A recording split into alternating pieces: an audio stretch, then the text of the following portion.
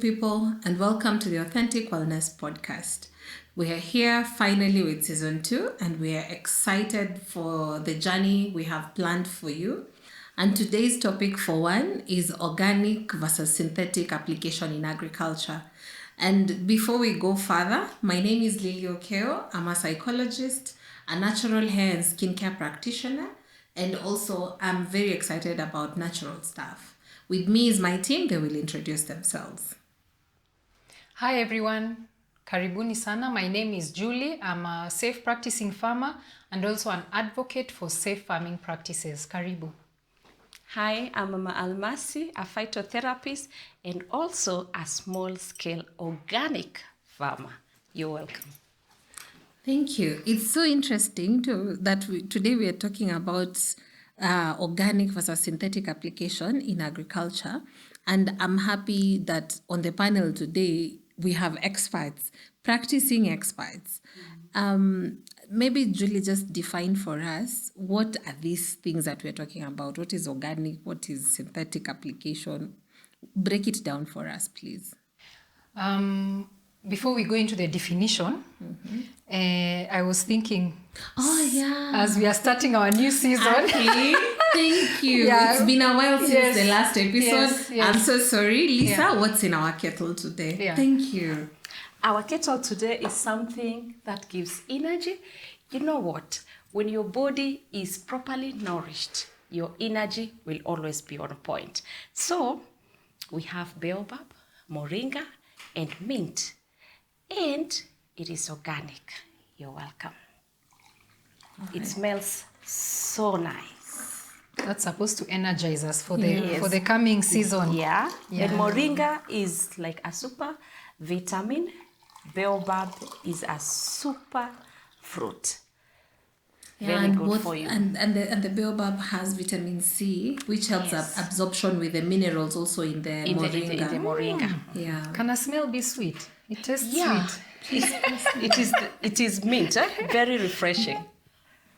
Thank you. I really love how the baobab hits those notes. Yeah. Is it peppery? Yeah, of course, we had to put black pepper for you. Nice, yes, because that note just hits just right. It's a really perfect blend. Thank you, Lisa. So back to Julie. Please break down our topic for today. In agriculture, what is organic? What is synthetic application? So organic, let me just define organic farming. Organic farming is farming that uses natural means to grow food, to produce food, and also in the harvest and handling of the food, and eliminating or avoiding the use of synthetic applications. What are synthetic applications? Synthetic applications are where chemicals have been used and artificial chemicals have been used. You know, chemicals are natural science, but now there is artificial, and then there is natural. Like you will find artificial, like synthetic nitrogen, natural nitrogen, like that. Okay. So with organic, we are avoiding the use of synthetics. That's artificial. But with conventional farming, we use synthetics. Pesticides, fertilizers, herbicides. So that's the difference. That's why whenever I meet farmers, most farmers tell you, oh, I'm an organic farmer. When you ask, what do you mean by that? I use mbolea. I use animal farmyard manure for but that's not organic farming. Organic farming is totally different because it requires a whole wide range of other things, including avoiding synthetics. So that's the difference of conventional farming and organic farming. And conventional is where we have the synthetics. Oh, it makes it a bit easier to understand. Even as Lisa has just shared now that she's a small-scale organic farmer. So I believe, Lisa, you fit into that description, right? Yes. Yeah. And I wanted the viewers to know that you don't have to be a big, large-scale farmer to practice organic. Even that small kitchen garden, you can actually make it purely organic. Yeah, and I've realized that in organic you have to scout a lot, and you must love the land. You must love what you do, because from it comes your food. And as I always say, know your farmer. And this is where it starts. Yeah. So Julie, please tell us more. I Yeah, love my farmer. Thank you. Julie, maybe just to get us started, there's something recently that came out in the media, and we have recently heard that some things have been banned. We cannot use them in Kenya. I don't know. I feel like maybe we need to be educated on what that means. That you've been using. I don't know whether I'll be infringing on somebody's rights, or you've been using a particular pesticide, brand, maybe or a certain brand, and now you don't know exactly what's in it. How do you even know that this pesticide I've bought in this agrovet is organic? This one that I have bought is synthetic, and which synthetics are even banned or allowed? Yeah. Okay. I'll answer your question, but allow me to go back into the history of it. So how did we get here? Because most of our agriculture now is synthetic. Conventional farming is more prominent. There are actually, I hope I don't get the statistics wrong, there are actually about 100 and maybe 77,000 organic farms only in Kenya, and they are small scale. So there are many farmers. Kenya is a subsistence farming is higher, and there are more small scale farmers than large scale farmers. And there are less organic farmers. Those who actually are practicing full organic farming, there are so many, there's so much less. So how did we get here? Where even you hear the reports, when you look at the studies, when you read the studies, reports on how our soils are depleted in the arable agricultural lands, it has because of years and years of using synthetics applications, be it pesticides, herbicides, and fertilizers. So how did we get here? If you go back into the 20th century, we had the Green Revolution, where there was, before the Green Revolution, we had maybe in the 1800s, na kwenda nyuma, we had people practicing organic farming by default. People were just using charcoal for alkalinity and for soil retention. People were using chili and garlic to try and fight pests and disease. People were using different things, ashes, different things in the farm to try and pruning, to try and fight pests and diseases. But over time, and because of science and technology, they started coming closer to looking for more artificial ways to do this. But because when the First and the Second World War came, there was a lot of scientists went into a lot of chemical production of weapons of war. Very sad to know, but Weapons of war. Remember, for the gas chambers, for all the weaponry that they were using to eliminate the enemy. So they were using, scientists were busy coming up with all sorts of advancements in these chemicals. But the war came to an end. So what happened when the war came to an end? Business. What do Business we do with goes down, what do we do with the factories? No one is consuming the chemicals you've developed anymore. So what happened? A few modifications here and there. Bam, pesticides. So a few modifications were done on those. And you know, a lot of the main modification was dosage. So it's still Really? To kill a small bug and a person, you need less. To eliminate, yes. So to eliminate a bug, you need little. But to eliminate... So it's the same thing. Yeah. Oh, dear. Same. So they just did some modifications, and now they thought it actually was effective. They were using it in the experiments, and they found that we are actually eliminating thrips, eliminating aphids, eliminating white flies, all those things that have been bothering farmers all this time. Especially in large-scale agriculture, it's easy to just eliminate ones. As opposed to all these things that come with... You have this like the helicopters. There's a cartoon called, I think it's called Planes. There's a plane called a crop duster. I don't know if you've watched that cartoon. And it just swoops. Swoops with the pesticide. And even if you live in this grain baskets of Kenya where there's a lot of wheat, a lot of maize. When I was growing up, I remember seeing some of them. Yes. Yeah. Flying over. I keep calling them crop dusters. Crop dusters, yeah, it makes sense. Yeah. Yeah. So after the Second World War, there was now a conversion of those factories and of that science, that technology. Yeah. So a lot of chemicals came from that. Okay. And then remember, countries were beginning to get their independence. Kina India was starting us off. Africa was there almost getting our independence in the 60s. That was about 15 years after the Second World War. But there used to be problems, of course, with food production. And there were, how do we ensure there is food security? But also, there was interest in continuing the business of chemical productions. So those met, and what happened? The Green Revolution. Okay. So now the Europe came, especially Britain, having been the colonizer of India, came up with the British Revolution in the 60s, where farmers were asked to were helped to grow their crops through using hybrid seeds. Yes, and hybrid seeds demand a lot of chemicals, course, yeah. use of chemicals. So there was a lot of food production. So farmers went, took loans, bought all this input, serious production, serious farming, and there was a lot of food. Actually, for a period of time, there was a lot of food that was produced, and of course, a lot of it, there was surplus. A lot of it was being exported into some of the colonies, those countries in Europe, for their own food security and for their industries, their manufacturing.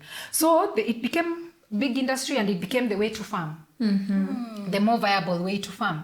So we came into the 60s, now with the Green Revolution, countries that were now getting independent, white settler countries like Kenya adopted it a lot. That's why you'll find places like here, Uasin Gishu, Trans Nzoia, Nandi, Kericho, being the White Highlands, places in Central.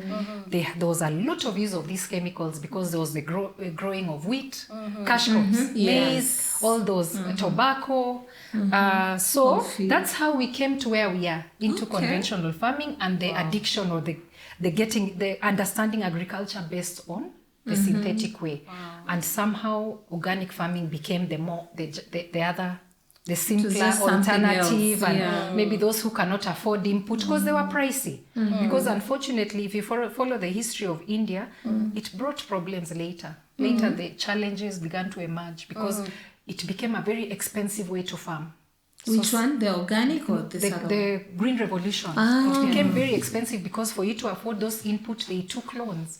Some of the farmers, now the human side of it, some of the farmers that took these loans were unable to pay the loans. And their livelihood was jeopardized. And sadly, we will find sometimes, especially in the 80s, the 70s, coming even to the recent years, a lot of riots in India, farm riots, like farmers going with tractors to block all roads. Because, Kenyans.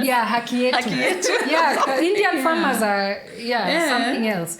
And then unfortunately, some even were committing suicide. And that's the problem with why I usually say farming we should look more at farming from a very natural place, where your food sovereignty, your production is not based so much on your financial capital. Another reason why I like organic farming or natural practices is like we work with the environment as is. We work with nature to produce food, so that we don't have to spend too much. We can assure ourselves of food production. Like that. So now that's the difference between organic farming and synthetic farming, and how we got here. So now when you're an organic farmer, even it is being said certification. So it becomes like a very foreign thing, an exotic thing, yet it used to be an indigenous thing. And I believe there's a lot of indigenous knowledge that goes with natural farming practices. For example, I think even you're going to talk about some of the ways to practice organic farming. When you're dealing with pesticide, because someone will ask you, now if you're asking me to reduce on chemicals, because I usually tell people, even if you want to remain a conventional farmer, be careful. Back to the question you asked. The government has banned some of these chemicals. And what happened is, a lot of these chemicals are manufactured in Western countries, but they've been banned in those countries. Why? Consumer protection. So why are they selling it? they to protect us? their Yeah. population because of the toxicity. They are called hazardous applications. But now, because we have less consumer protection, they are used in our countries. They are sad. imported into our country for our use. And that's where the problem is. Yeah. So thankfully, there's been a lot of agitation for the government to ban those that have been coming into our country. And so when the Ministry of Agriculture and Livestock released this document, so there are a couple of these through the Pest Control Produce authorization. Some of them were identified through research. They decided to restrict. Which is a step in the right direction. For example, ivermectin. I remember when I was a conventional farmer, there's something called spider mite. It's the worst disease that can catch your manago. Yeah, It will touch Even every tomatoes. everything. Attacks tomatoes. Everything. Yes. Even weeds. Yes. It will even attack your weeds.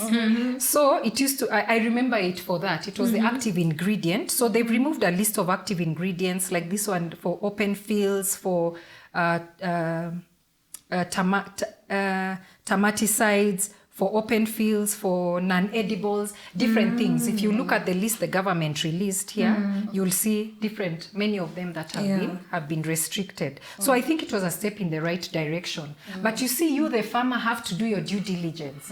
You have to look at that list, then look at, when you go to the shop, you look at the active ingredients in each of those, because they don't give you the name of the brand. Oh, yes. Yeah. They want. So you have to look for yourself and say, oh, this one has ivermectin or whatever other active ingredient. And you say, okay, this one I'm not using in my farm. So even if you're a conventional farmer, you have to be very responsible. And also, don't do beyond the recommendations. In fact, I usually tell people, just see how to reduce on what is, if you're recommended to spray 12 times in a season, can you do 10 or 6? Can you find ways of reducing? I usually encourage farmers to do what you call reduced chemical farming, if you can't farm organically. It's true. And this also is kind of, in my opinion, it's also influenced by how the consumers also influence the integrity of the farmer. Exactly. Yeah, because if I want you're selling tomatoes. Yeah. When you spray, you need to give it at least 14 days. 14 days, depending. There are they are called systemic chemicals that are absorbed into the plant. That's why I usually tell people sometimes, even washing it will not remove all the residue you're washing. Then there are some that are topical applications. So those ones, sometimes you may even see the residue on top of the tomato. Kwanza, there are some that sometimes you'll find some farmers spraying the day before because they increase the shelf life of the tomato, and that's what the broker wants. Yes, some studies have been done, especially one day I'll share with you the details of some of these studies, especially in, I think I saw one for in Kirinyaga, Nyandarua, different parts too of the country, where you'll find the toxicity in the tomatoes is excessive, very excessive. But that is very dangerous to ask the consumers. However, even consumers, like Lisa always say, know your farmer. You're buying stuff, you don't know the source. And as you've mentioned, they were sprayed yesterday and today it's on the shelves. And then you'll find some mamas at the market with a dry kitamba. Wiping. They just wipe, it looks red and nice, and you're eating poison. You'll even hear some people complaining that, oh, I cooked my tomatoes and they were not removing them chuzi zimeniangalia tu. They just stuff like that. There's also some studies that's been done, and it's been found that some of the most intoxicated crops in Kenya is, I think we're even having that discussion with you another time. I think it was wheat, there was maize, there was, I think, tomatoes and potatoes. So it's because those are very commercial crops and you cannot afford any loss. Like you said, we consumers dictate what is planted. I mean, what is put on our shelves. When I go to the supermarket, you'll find people saying, here ikai poa, it doesn't look good, it has too many injuries. You get, so there is pressure to apply. The retailer will want the broker to bring good things. The broker will want the farmer to give me clean things. Hizi lingine yenye haikai poa ni rejects.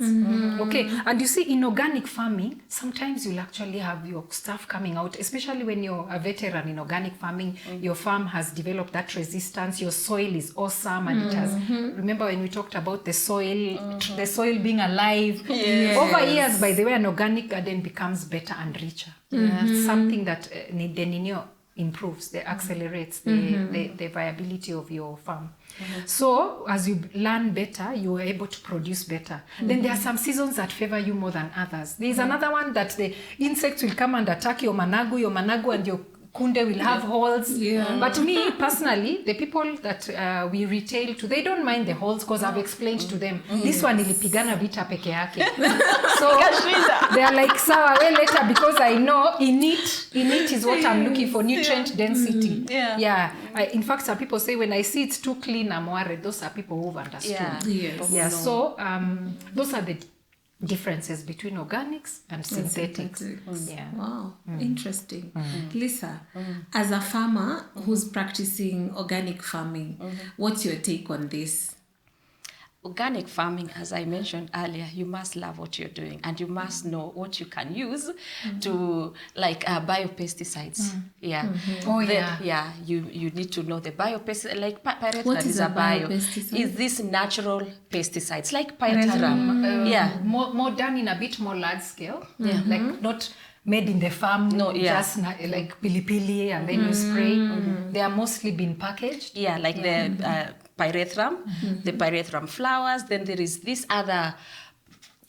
oil. I don't know if it's lelesho or something. Even when you go to the Mara, the lions lie under that plant. It is a pesticide or something, insecticide. They've also packaged it. It's a repellent? And it is in the stores. There is organic pesticide. Then marigold. You plant marigold around your garden and onions. Then there is this weed called mifangi. I don't know its English name. Some marigold. That mifangi, you mix it with water. Then some kipande soap. Leave it overnight. That is what you can use. Then there is also, is it wild sunflower or something? So if you want, you can find something to use as an organic farmer. But I will tell you, you must love your land. You must scout, as she says. And sometime back we talked about a healthy body. When you are healthy, your body is able to fight off diseases. So when a plant is healthy, it is able to fight off these two bugs. And when you go to the market, please don't pick that thing that looks so spotless. You never know what it has eaten. And as Julie has said, that really has surprised me. The same chemicals. That means if it is consumed consistently over time, then it will be toxic. And could it be why we are having some many strange diseases now? That we serve a little poison on our table. That's actually the issue with synthetics. You may not see the effect of it in your body with one eating. It is an accumulation issue. Remember dosage. Slow what did I say about dosage? The dosage was literally to just finish the bags. But you're a human being and the thing is still toxic to you. See, that's why they usually say you should wear masks, you should wear protective gear, and also and even the other day I saw in the mainstream media some people who are dealing with respiratory and nerve issues because of continuous use of, they are now older men, they are a little older, but that accumulation is now manifesting. And also I think it's in the same series there was also talks of some parts of Kenya where they grow with a lot of pesticides. They have found those zones to be highly prone to cancer cases. So I kind of agree. And now, sometimes practicing organic farming is very difficult compared to practicing conventional farming.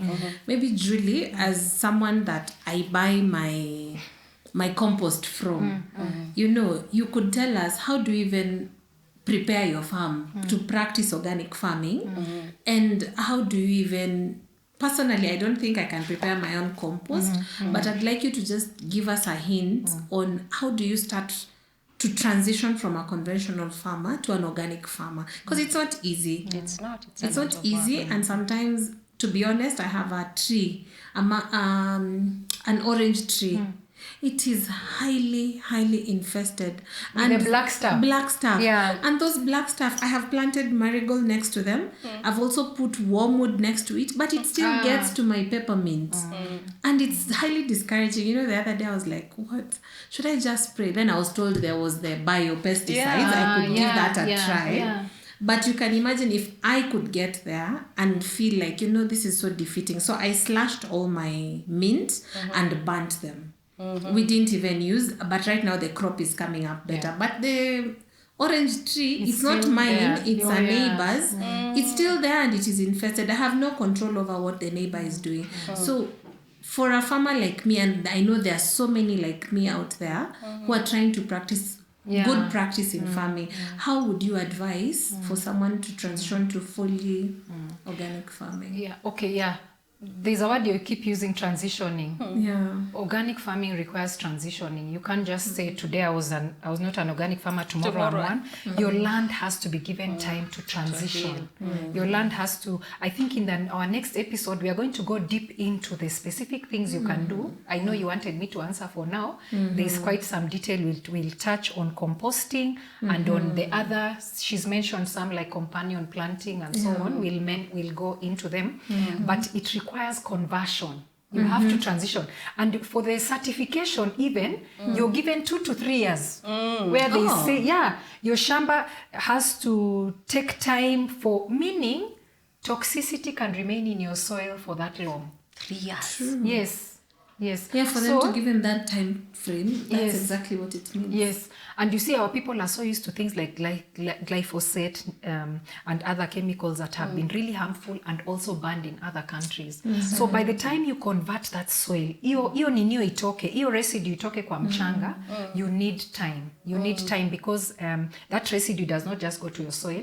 By the way, it goes also to the air. When it meets with oxygen, converts to nitric oxides, greenhouse gases. We keep talking about climate change, but there we are. And then when it goes to the water, it through leaching and runoff, the synthetics, what do? They meet with the oxygen in the water.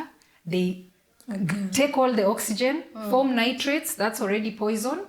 People are using that water, cows are using that water. So you're using some of it back in your shamba. The fish aquatic life becomes jeopardized. And then you have some of those things called dead zones. All this algae and what dead zones. Why? There is no oxygen in that water. So you affect the aquatic life.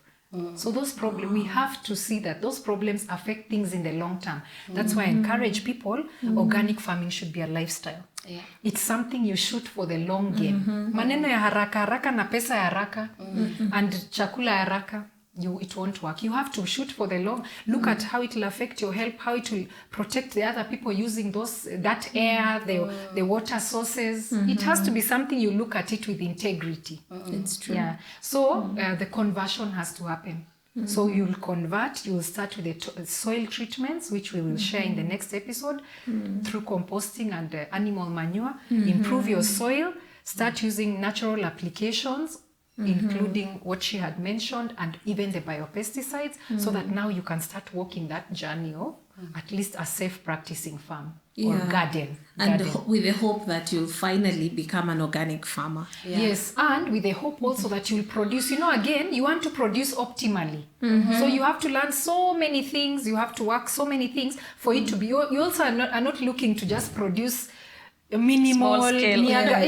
You want what comes out to be optimum. So that's what you're aiming for, because you want to be able to produce enough for your own consumption, and if you're commercial, you want commercial enough to sell out there.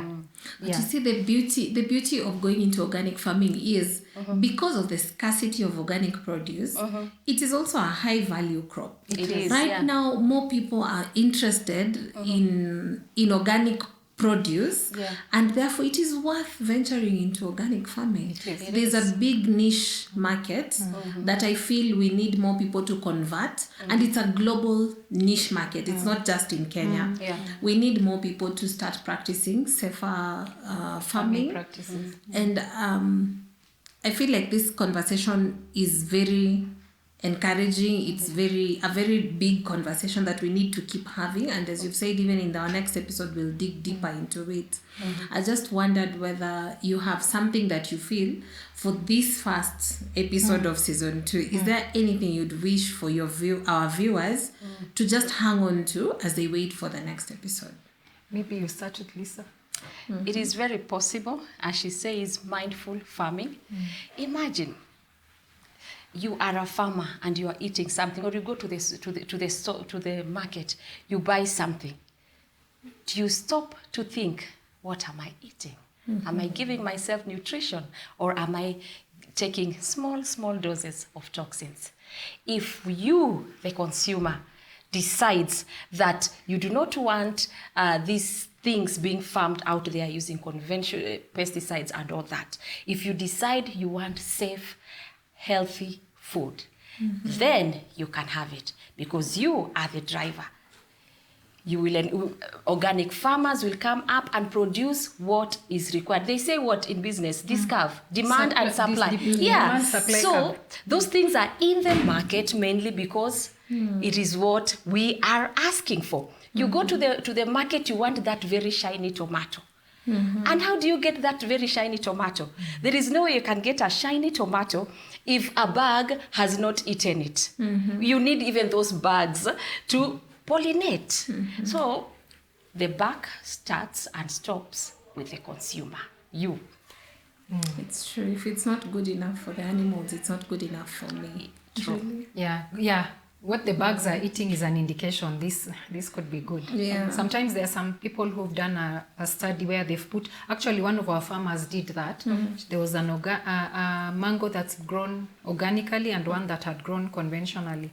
And the birds and the bugs ate this one and left this one. Even the rodents Yes. left this one I whole. have seen that in my farm. Yeah. Oh yeah. I have. That's a sign. I have. Yeah, That's birds a come sign. eat our fruits, Yes. eat our managu, Yes. but we have seen so, it. we are shooting for the long game. That's what you said.